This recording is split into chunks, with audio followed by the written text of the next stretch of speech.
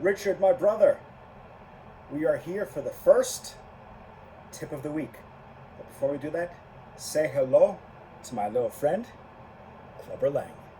Yep, I've got one too. Best character in all of Rocky.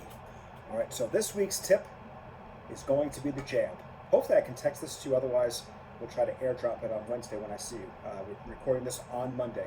So the jab, from a regular old boxing stance, elbows are in, protect the rib cage, hands are up, right in front of the cheeks. Some guys like to keep them right against the cheeks. If I'm practicing, I keep them in front of the cheeks. If I am sparring, I've got those gloves touching my cheeks. Denies access to the targets. And this is my moneymaker right here. You know it. So with the jab, imagine that you're a marionette, just for a moment, and there's a string tied to the inside of your elbow right here. When we fire the jab, you should imagine that somebody's pulling that string straight up towards the ceiling, and that hand comes straight up and out. And then the elbow returns right back to the rib cage. The hand starts to release from the cheek, comes straight out. You see the elbow is pushing straight up towards the ceiling, like that string is pulling you forward, or I should say pulling the elbow up, and that hand rotates at the end of the punch. Notice you can't see my face at the moment. That's your built-in defense. And there's really a couple parts of your built-in defense.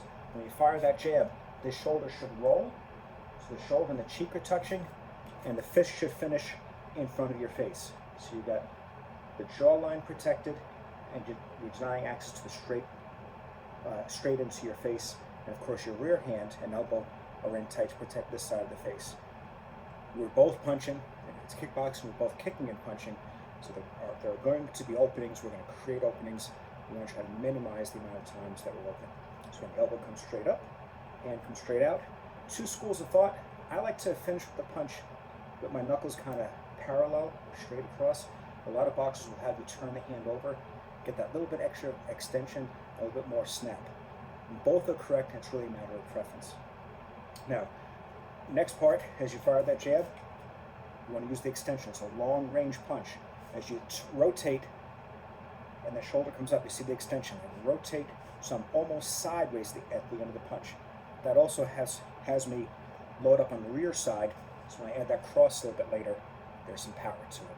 All right, so when you practice this on your own, elbow comes straight up towards the ceiling, fist goes straight out towards the target. I like to use this letter T on the bag here. It's roughly my face height. Oh, no, I'm wrong.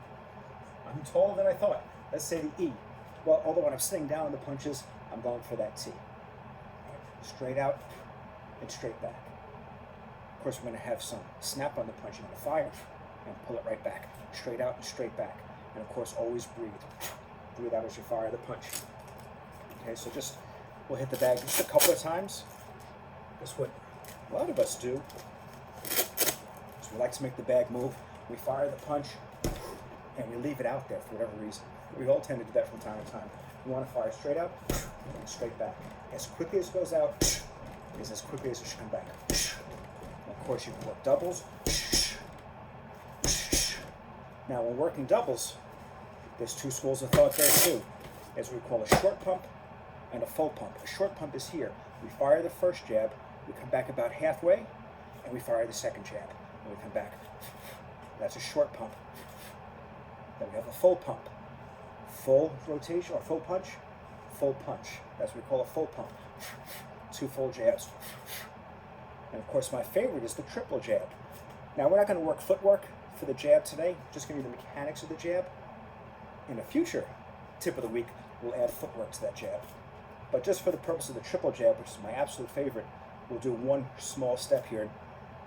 Next time, I'm going to bring the camera lower. You can see the feet, all the things. But from here, I like to fire the first jab, one, and then step in on the next couple of punches there.